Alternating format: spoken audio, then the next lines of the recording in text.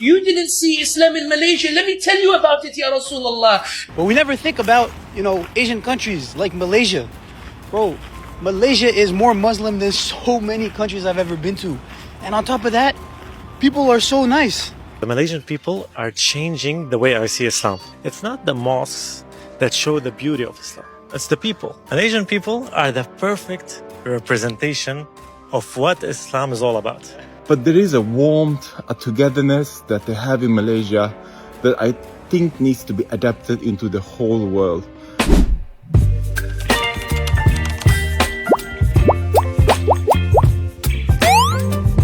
Halo teman-teman, kembali lagi di channel Ria Oktorina.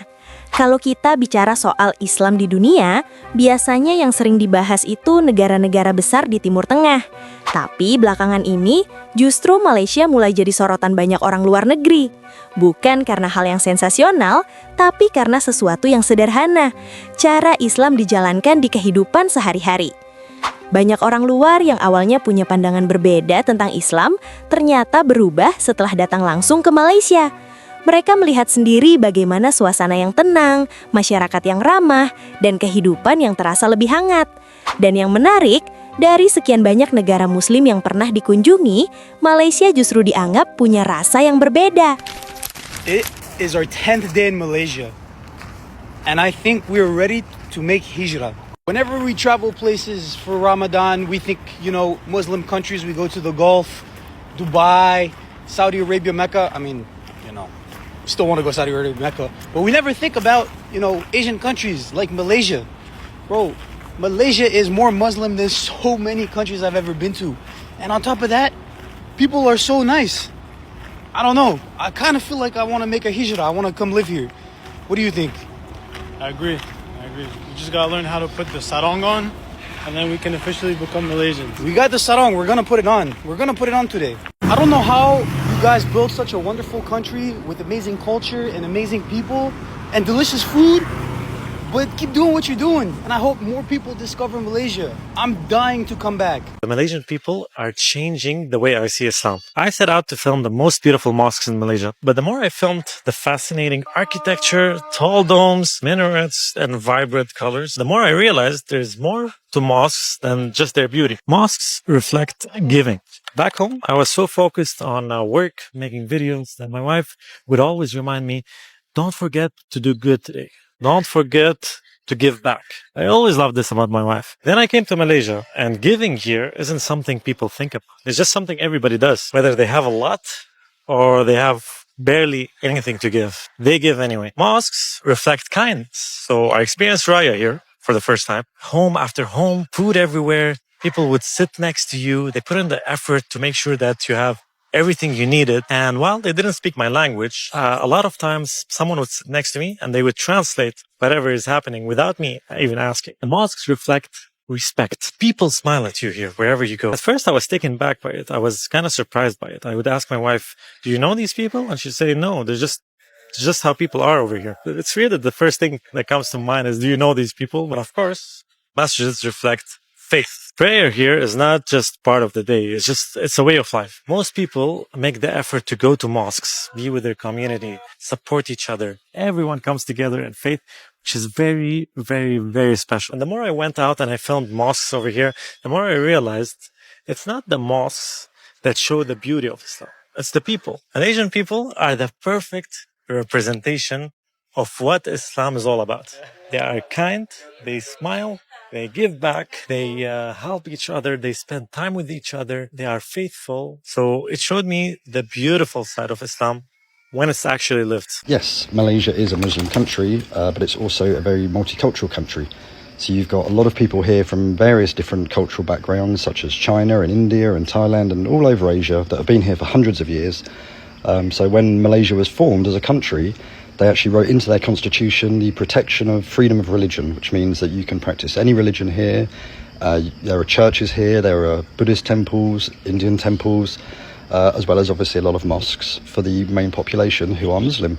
But there are two types of law here. So you have civil law, which applies to everybody, and then you have Muslim or Sharia law, which only applies to the Muslim citizens. So if you're not a Muslim, you can drink alcohol, you can eat pork, and both of those things are readily available throughout the country. And you'll find throughout Malaysia an abundance of bars and pubs and cafes and restaurants that all sell alcohol. And here on the island, it's tax-free, so there's a lot of duty-free shops that sell very, very cheap beer and whiskey and all sorts of spirits, wines. So yes, you can drink alcohol here. So if you're planning on coming to Malaysia, then rest assured there is no shortage of places to find cheap beer and have a nice night out.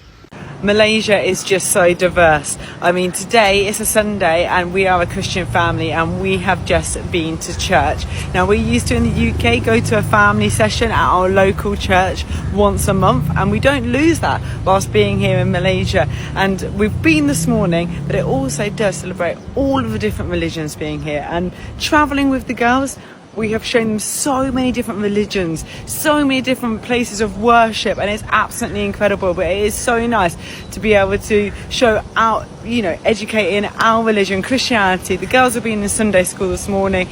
It's been a fantastic start to the day, but it is something that is so important to us for the girls to see that, but also see other religions as well as we are well schooling. And yes, church is a little bit different. It was in a mall and it was a different scenario for us, and it was held in an ex-cinema. That's where where the session was held this morning. And we're used to walking up to a traditional church with the bells ringing. So it is slightly different for us, but it is something that we can go and do as a family. Came back home to Stockholm after 4 weeks in Malaysia, and I just felt like I have to share the contrast of being there compared to being here. And besides the weather, it's cold here, it's warm there. It goes with the culture as well. The warmth that they have in the culture in Malaysia is unbelievable compared to what we have in Sweden. I mean, Sweden is my home country and I love it. I've been here since I was 7. I'm turning 42 this year. So, I mean, it's my country. But wow, Malaysians, what a wonderful culture. What a wonderful people. My daughter had her birthday there, and the way she was celebrated, the way they held her, the warmth that we could feel, and it's not even her family. I haven't witnessed that before. And I really wish that we adapt that warmth to the culture in Sweden. Sweden is very individualistic and it's good in its way, of course. But there is a warmth, a togetherness that they have in Malaysia that I think needs to be adapted into the whole world. The way they accept all the religions there, the way they accept each other, it's so beautiful to see, and I really wish that for my country Sweden and for other countries as well. Yang membuat Islam di Malaysia terasa kental itu bukan hanya dari simbol atau bangunan seperti masjid. Justru yang paling terasa adalah dari masyarakatnya. Di Malaysia, nilai-nilai Islam terlihat dari cara orang berinteraksi. Ada rasa hormat, ada batasan yang dijaga, tapi tetap hangat dan terbuka. Orang-orangnya dikenal sopan, mudah tersenyum, dan tidak ragu membantu orang lain, bahkan kepada orang asing sekalipun. Ini yang sering jadi perhatian banyak orang luar.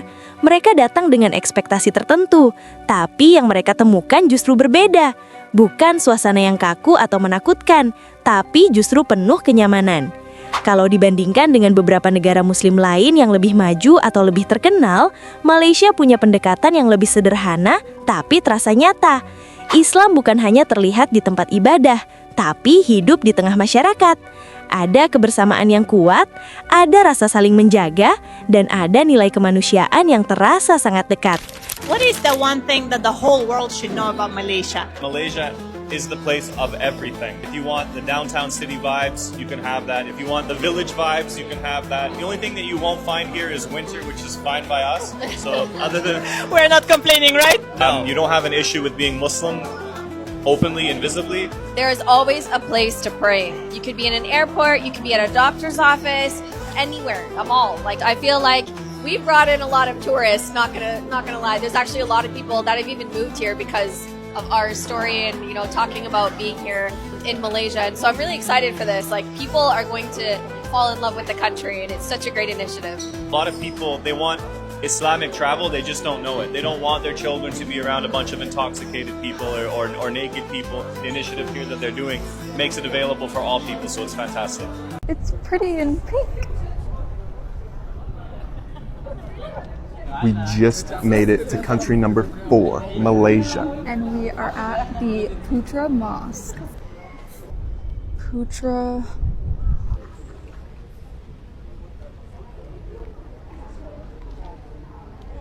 So apparently, this is one of the newer mosques out in Putrajaya, Malaysia. And it was built in 1997. It sits right on this lake. It can hold 15,000 people. The architecture at all of these religious sites that we've been to out in Southeast Asia so far Are stunning. It's like, wow. It has 5 pillars representing the 5 pillars of Islam. Again, it's our first time at a mosque, so Ever. if you guys have any tips or any other mosques out in Malaysia while we're here, let us know. We're trying to immerse ourselves in every single culture in every single country that we go to. There's really beauty everywhere that you go in the world. And sometimes the media wants to tell you otherwise, don't they? That's very true. You didn't see Islam in Malaysia. Let me tell you about it, Ya Rasulullah. Michael Hart puts Muhammad ﷺ as the most influential man in history. Why? Genghis Khan conquered more lands. Alexander the Great conquers more lands. Enrico Dandolo is far richer than the Prophet Muhammad ﷺ. Materially, the Doge of Venice. He rules Venice in the Golden Age. Why does Michael Hart put Muhammad ﷺ as number one? Because Michael Hart says no man in history inspired a legacy so great or left behind a legacy so great that it would inspire people 1400 years later to go to the streets and say, oh Muhammad, congratulations, Algeria returned to you. To inspire in Bosnia where they say, Ya Rasulullah, we never give you up. To inspire the Turks to say, Ya Rasulullah, we never give you up. That inspires the colonized Muslims to say, Ya Rasulullah, they can do what they want to us, we will never give you up. They can persecute us, we never give you up. They can oppress us, we will never stop resisting. Because we love you, Ya Rasulullah. We love you though we didn't see you. We loved you though we didn't meet you. We loved what you brought for us. We love Allah subhanahu wa ta'ala. And what we want more than anything else is to meet you, Ya Rasulullah, in Jannah. We want this to be our pathway to you, Ya Rasulullah, so that on the day that we meet you, Ya Rasulullah, though we didn't see the outcome in this lifetime, you didn't see it in this lifetime, we want to see the outcome there with you and tell you the story, Ya Rasulullah. You didn't see Islam in Malaysia. Let me tell you about it, Ya Rasulullah. Ya Rasulullah, you know because of what you did, I went to pray in a mosque in Los Angeles, Ya Rasulullah. Here is where it is, Ya Rasulullah. Because of you, you know we liberated Al-Aqsa. Ya Rasulullah, you want to tell Rasulullah these stories. Michael Hart says no man ever inspired something like that. Saya di sini. Selamat datang ke Malaysia. Come on, man. Something. Aju, Malayu. Can I get a mashallah? Call me. Yeah. I'm just not feeling well. I'm graduate like you. Very heavy. Very calorie dense as well. There we go.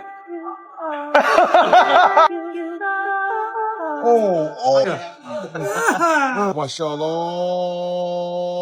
Malaysia. Saya sayang Hawa. Saya sayang Hawa. Malu. Saya sayang Hawa. Muslim. Dari Makasih. Bismillah. In Malaysia, baby. Yes.